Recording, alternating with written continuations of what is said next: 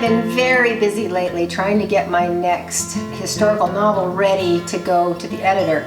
But in the meantime, we have an apricot tree that has produced over 200 pounds of apricots on it. And so we have given them to our neighbors, we've given them to everyone who wants them, at least that I know of, and we still had over 100 pounds to process. And so I'm going to show you some of the neat things that I have done with my apricots, and this is going to apply to your peaches and nectarines and your plums as well, although they each are going to have a little different application, but I can explain that to you.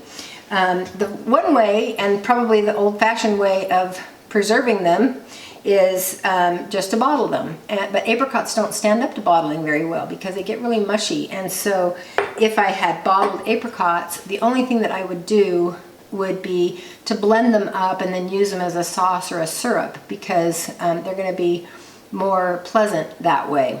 So I don't bother actually directly canning apricots, but I do make fruit leather.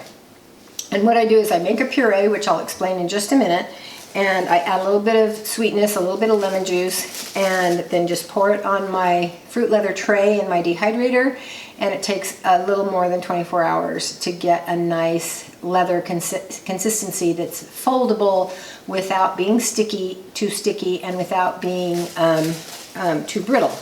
You can also do that in a convection oven, and this makes a nice little treat. Tastes like candy, and it's kind of a fun concept. Another way that I have preserved probably about 30 pounds, maybe more, is by drying them directly. And all I do is I wash them thoroughly, take out the pit.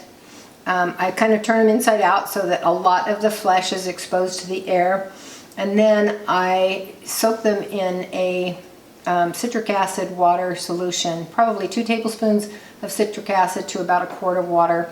That's going to give them a little bit of a tartness, but I don't object to that. I like it, and the sweetness of the apricots is going to go really well with that. And you can soak them in a sulfur solution, but you're going to have that sulfury aftertaste, and it is going to preserve them well, and you don't have to dry them quite as much if you do use the sulfur instead. But I don't like it. I don't like the flavor, and so that's why I use the citric acid, and then I dry them completely. And they will last for years if they were not eaten in the meantime. Another thing I've done, I've made oodles and oodles and oodles of apricot jam. Apricot jam is really easy to make, and I mix mine with crushed pineapple so that it's apricot pineapple. It's very expensive to buy in the stores, and so that makes it even more fun to enjoy it and to serve it to company and serve it to my family when they visit. It just makes it really nice. So I recommend that, and if you are still in the season, you can make peach pineapple or apricot pineapple, or any kind of combination of fruit, really. Plum and nectarine go really well together. And put them in half-pint jars, and then you can give them as gifts at Christmas time because they will still be nice and fresh. Another way that we preserve them is wash them, pit them, break them in half, and then freeze them in the freezer. And then 1 full frozen banana and 2 full frozen apricots, and about 1.5 cups of milk, a little bit of vanilla, maybe some sweetener if you have a sweet tooth, and you have a delectable smoothie.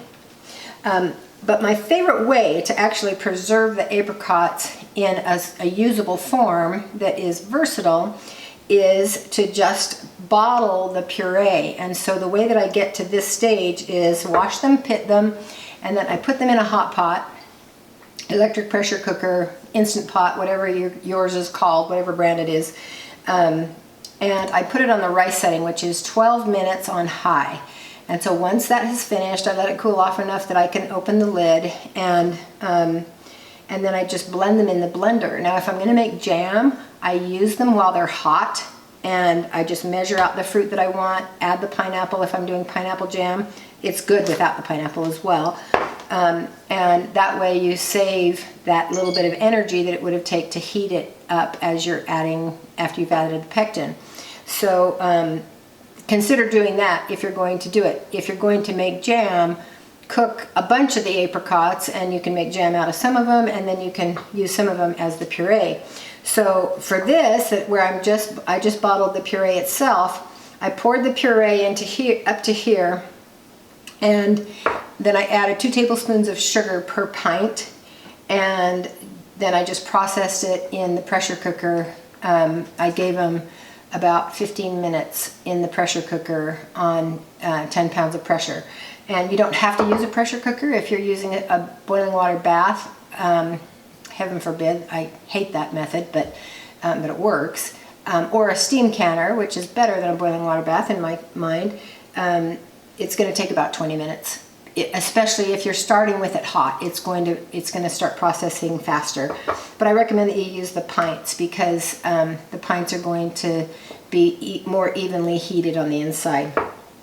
And it makes a wonderful pancake topper, wonderful over vanilla ice cream. You can mix it with soy sauce and a little extra sugar, pour it over chicken, bake it, and then serve it over rice. Oh, so good. So there are lots of ways that you can use this this apricot puree, and you can do exactly the same thing with nectarines or peaches, and they're going to be really tasty. But there's something that you probably do not know about apricots specifically, and I'm not talking about plums, and I'm not talking about peaches or nectarines now. I'm only talking about apricots, and that is that apricots often have what's called a sweetmeat pit, and that's because the pit of the apricot has a little kernel in it that is edible. It's full of oil like any other nut, and it looks and tastes like an almond, a small almond. There's a little kernel.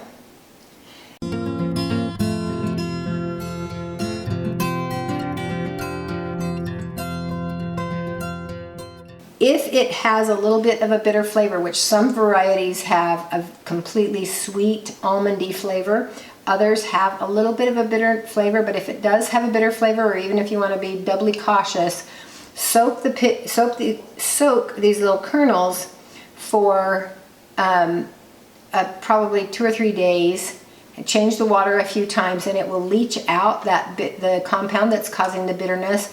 Then let the kernels dry, and then you can toast them, you can candy them, you can toss them in salads, you can do whatever you want with them, and they're going to be just a nice little nut. So you're getting a double harvest with your apricots.